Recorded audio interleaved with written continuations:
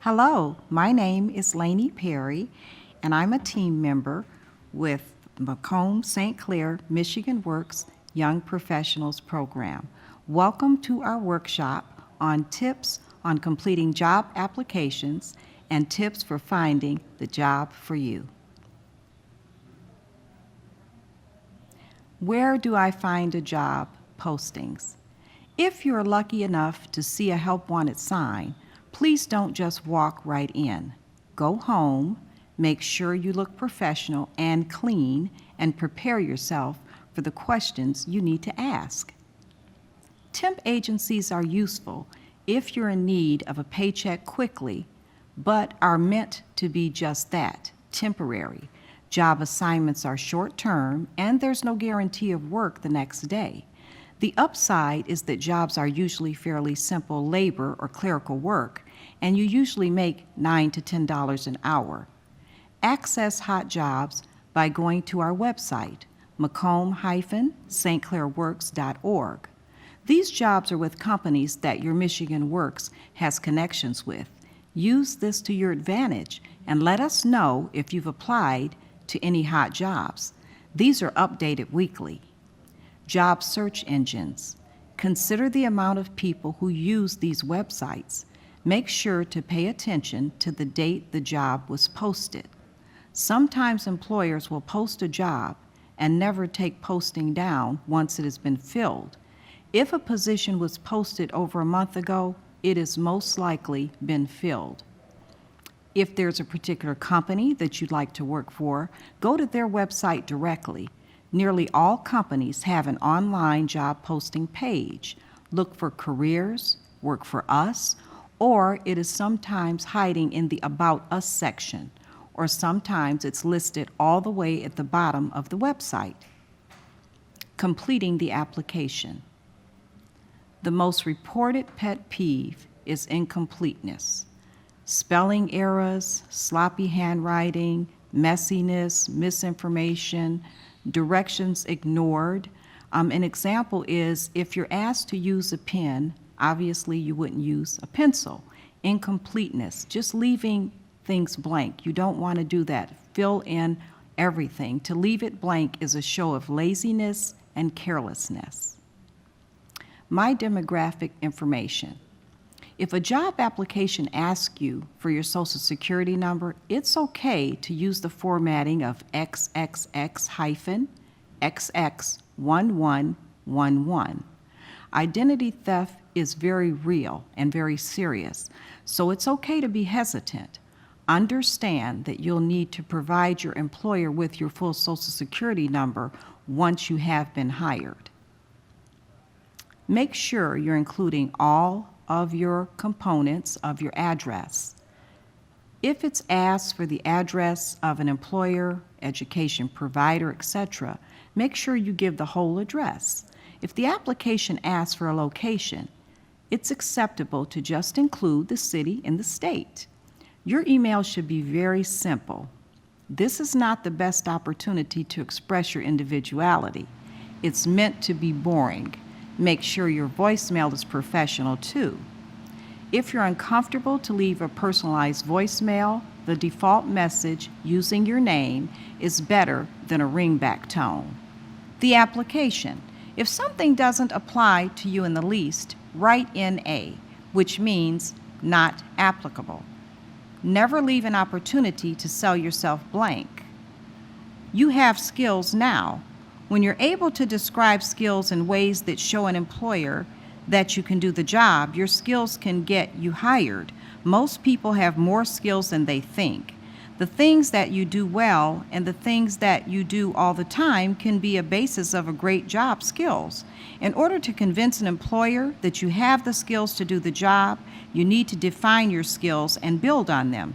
When it comes to disclosing your job history, be selective. If you were let go from a position, consider leaving that information off. Prioritize the jobs you include on your application, especially if space is limited. It's the best to include relevant work history or jobs that match up in duties and/or nature to the job for which you're applying. Sometimes the education history section will ask you about your course of study.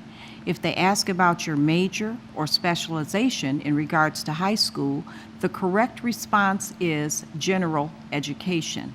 For any other training or post-secondary school, it's okay to be more specific about majors and relevant courses completed.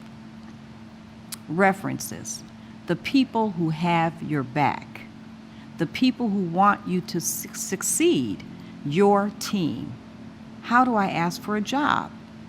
On the phone, if someone answers what to do, be sure to be professional by speaking clearly, ensuring no background noise, and of course, and if someone does not answer, always leave a voicemail, including your name and phone number.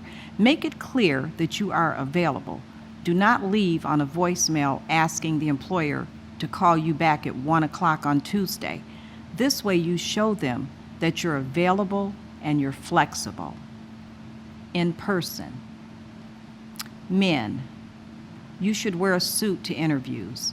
Suit means the works: a matching jacket and pants, dress shirt, tie, coordinating socks and dress shoes. A dark-colored suit with light-colored shirt is your best option. Your suit should be comfortable and fit you well so that you look and act your best. There's a difference between not yet feeling at ease in a suit and trying to fit into the same suit you wore to your sister's wedding when you were 15. Avoid loud colors and flashy ties. If you don't have a suit, other attire is also appropriate. Women, clothes should be simple and dark in color. Anything tight, bright, short, or sheer should absolutely be avoided. Interviewers have been known to complain about the length of skirts. If you have any doubts, it's probably too short. Do not wear bright colors, animal prints, or anything lacy, sheer, or low cut. Makeup and nail polish should be understated and flattering. Keep your jewelry and hair accessories to a minimum and stick to those that are not flashy, distracting, or shiny. Shoes should be in good condition, not scuffed or run down at the heels, and don't wear shoes with an open toe or open back. For men and women, clothing should be neat, clean, and pressed the night before. Shower or bathe the morning of the interview and wear deodorant. Don't wear cologne, aftershave, perfume. You don't want to smell overpowering or worse, cause an allergic reaction. Make sure you have fresh breath. Brush your teeth before you leave for the interview, and don't eat before the interview. Don't smoke right before an interview. Your hair should be neat, clean, and conservative. If yes, they're hiring, you want to say, "May I have an application?" Which position are you hiring for? How long does my application stay on file? What does the hiring timeline look like?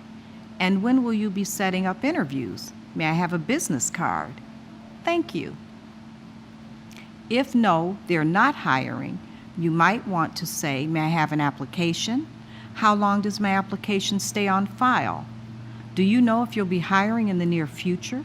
Ask if it's okay to follow up within the next few weeks. May I have a business card? Thank you." Job search techniques. Make sure you have a professional email. Example, jamessmith@gmail.com or smithjames@gmail.com, jamessmith@23gmail.com, smithjames25@gmail.com.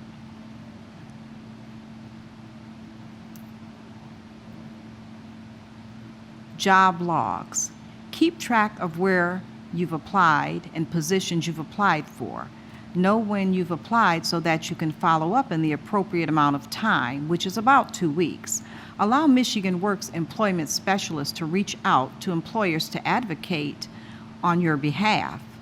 Allow employment specialists to consider you for OJT, PWE opportunities.